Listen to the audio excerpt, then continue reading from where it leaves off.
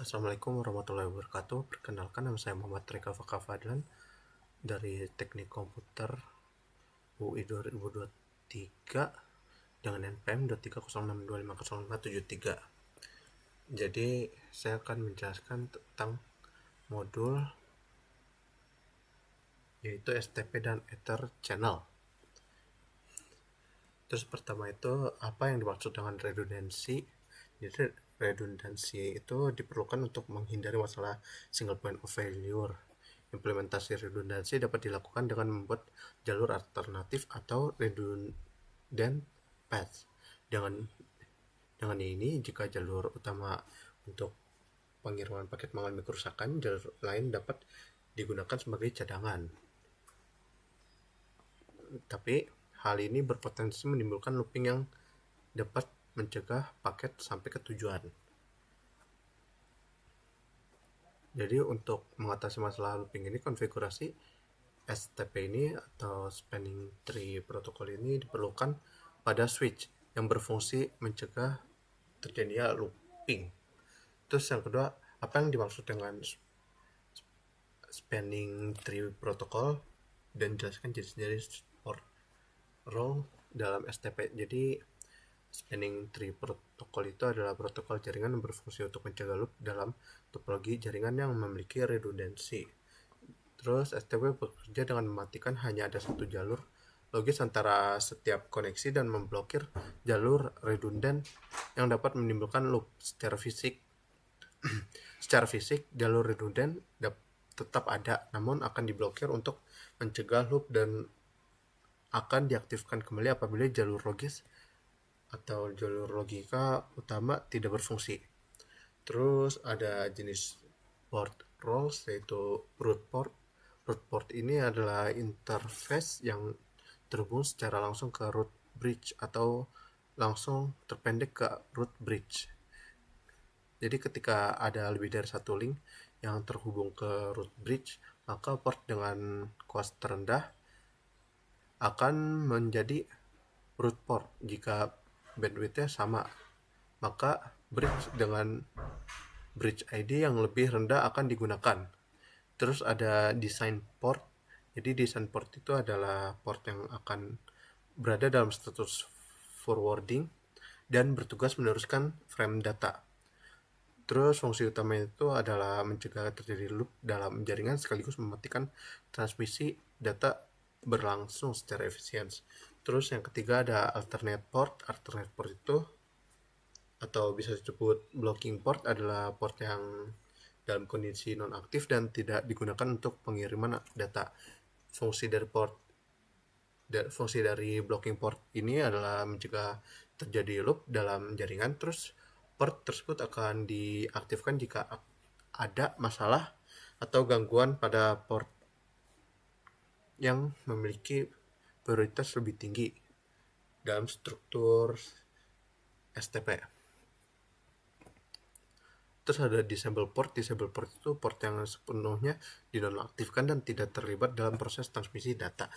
Jadi port ini tuh biasanya digunakan untuk mengisolasi bagian jaringan tertentu atau untuk tujuan perawatan tanpa mengganggu operasi jaringan lainnya. Nah, terus yang ketiga itu sebutkan dan jelaskan STP rules. Jadi cara untuk memahami cara kerja Spanning Tree Protocol adalah dengan melihatnya seperti aturan yang harus dipatuhi secara sistematis. Terus STP rules itu ada 4, yaitu semua port di bridge atau switch utama root bridge harus berada di mode forwarding kecuali jika port tersebut terhubung kembali ke perangkat yang sama. Port yang menjadi root harus diatur ke mode forwarding. Port pada switch yang ditetapkan sebagai tujuan atau design switch juga harus diatur ke mode forwarding. Terus port lain yang tersisa di semua switch harus berada dalam mode blocking, namun aturannya itu hanya berlaku untuk port yang menghubungkan bridge atau switch lainnya. Untuk port yang terhubung langsung ke perangkat PC atau yang lainnya diatur ke mode forwarding. Terus ada 4, yaitu sebutkan dan jelaskan perbedaan PVST Plus dan RPVST Plus. Jadi PVST Plus itu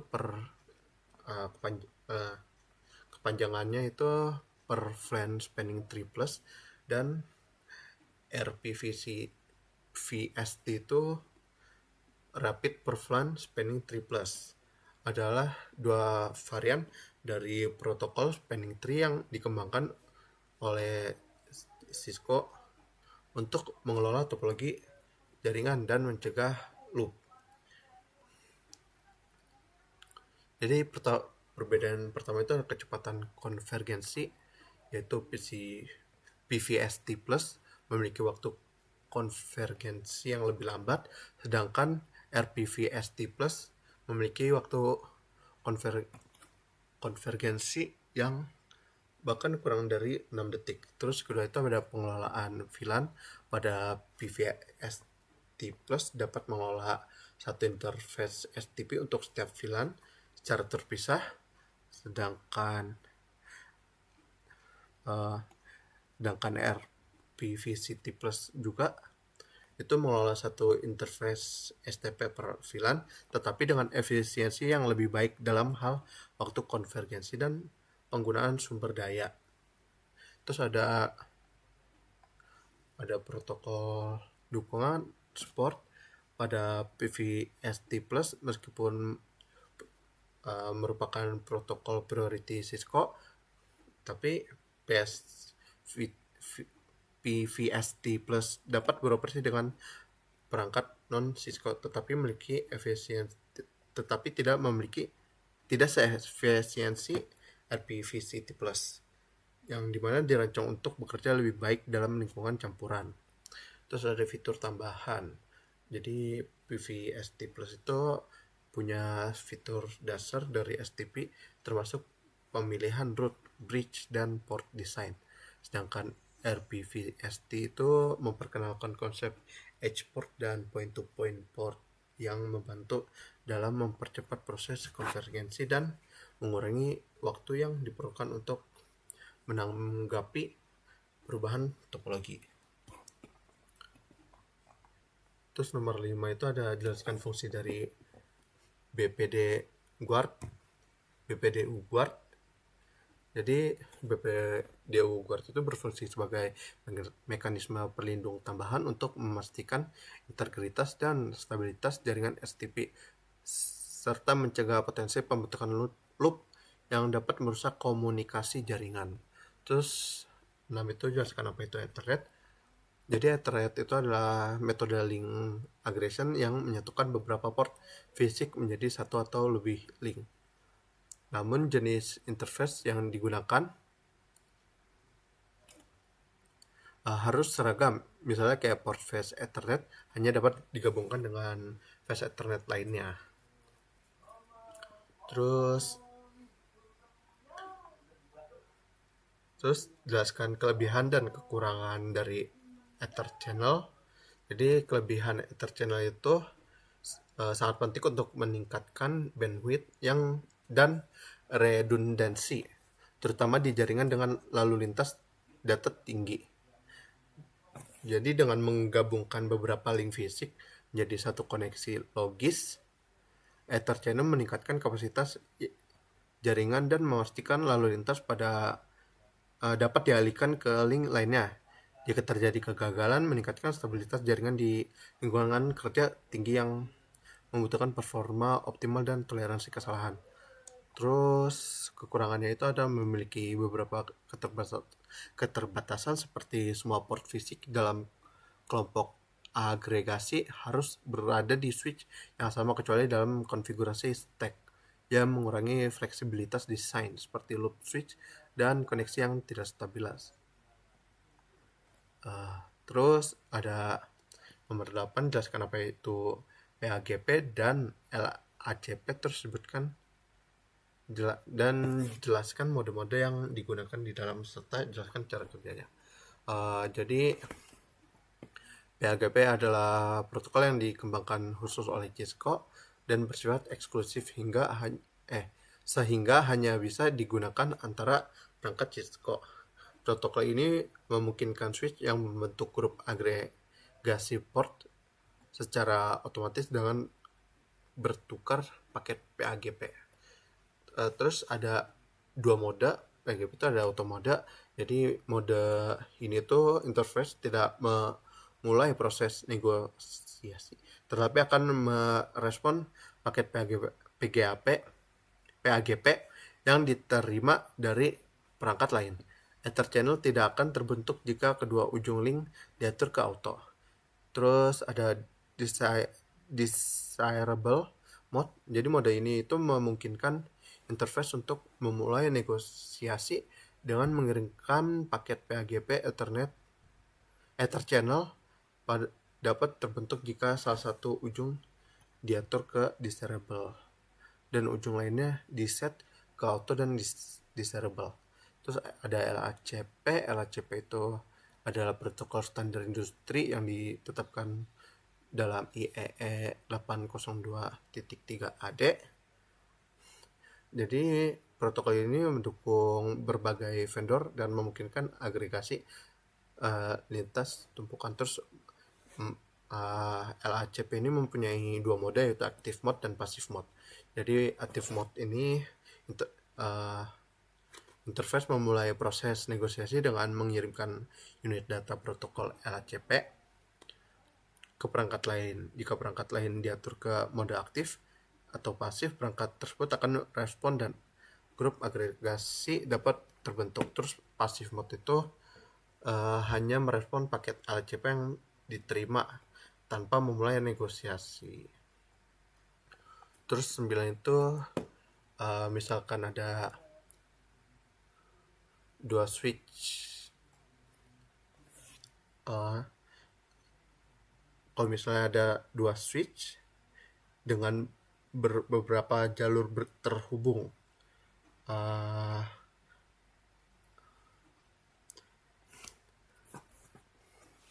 jadi caranya itu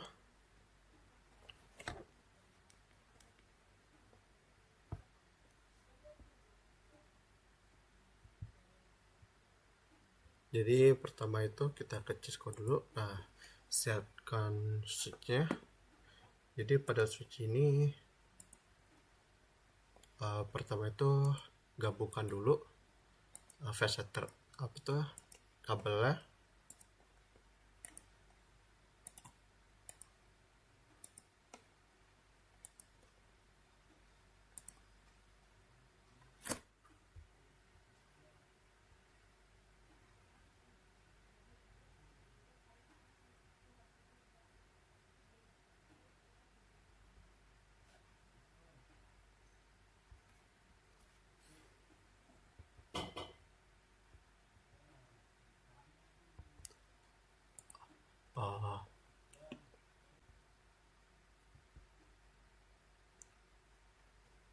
Jadi setelah terhubung seperti ini, masuk ke CLI dari switch A.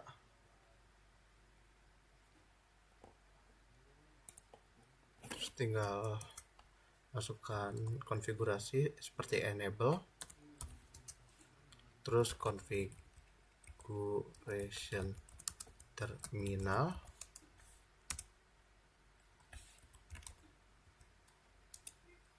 konfigur terminal, terus bisa ini ke interface range dari FA 01 sampai 2.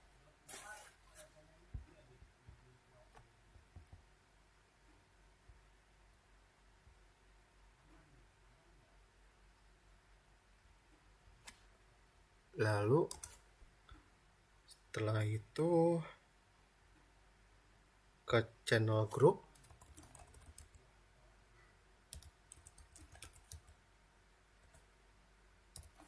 Jadi buka channel group 1, mode aktif,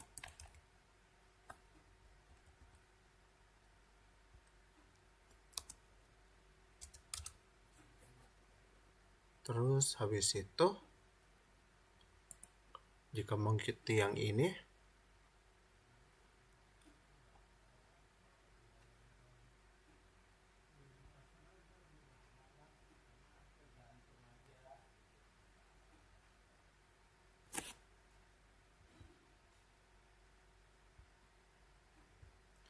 lalu habis itu bisa di exit aja.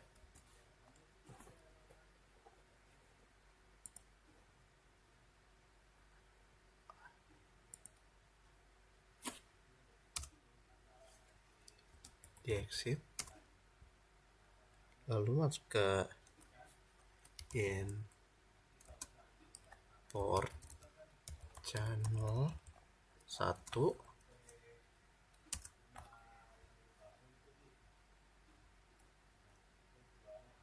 terus jadikan switch portnya itu ke mode terang.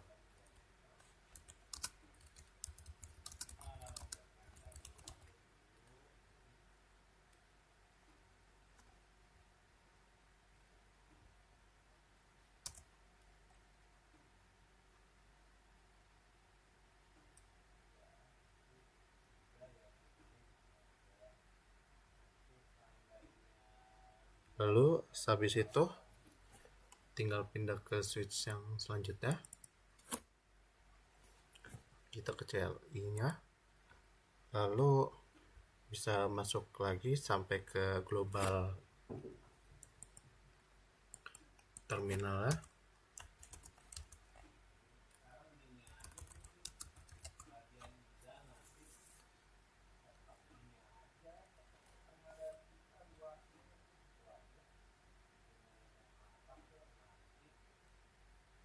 Terus ikutin seperti tadi.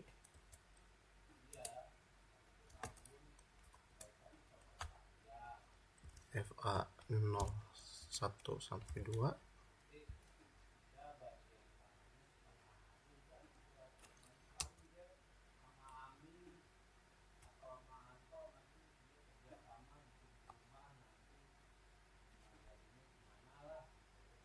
Terus habis itu masukkan lagi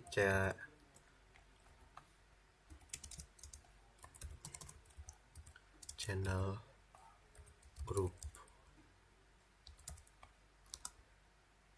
1 mode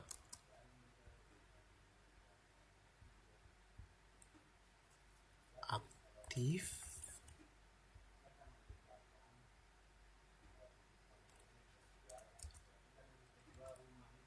Nah, setelah itu terus di exit,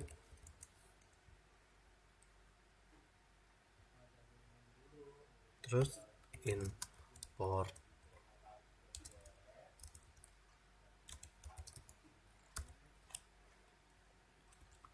channel 1.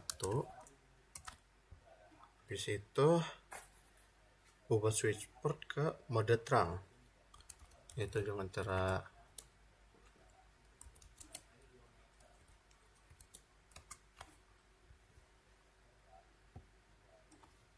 switch port ke mode terang. Itu kalau sudah ya, tinggal keluar terus ambil PC,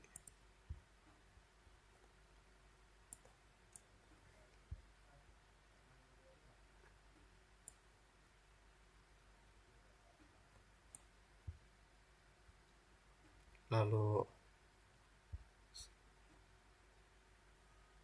sambungkan kabel dari PC ke switchnya.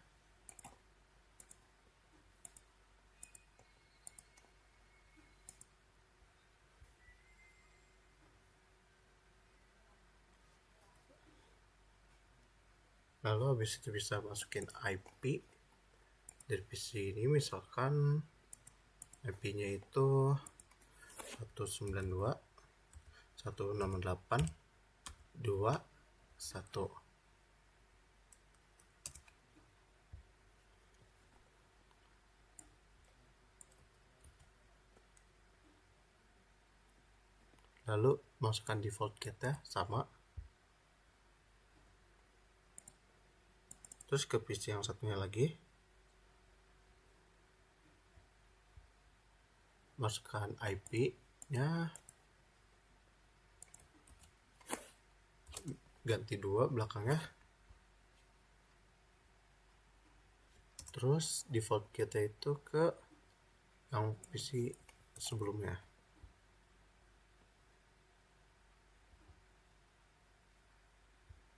Terus habis itu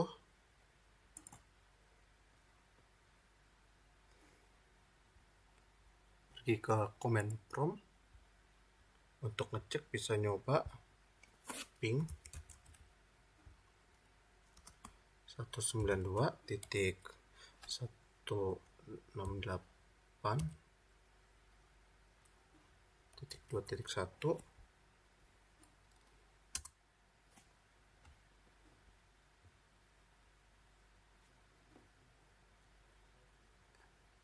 yang dimana sih berhasil masang 1 ms. Ya jadi segitu aja dari saya. Wassalamualaikum warahmatullahi wabarakatuh.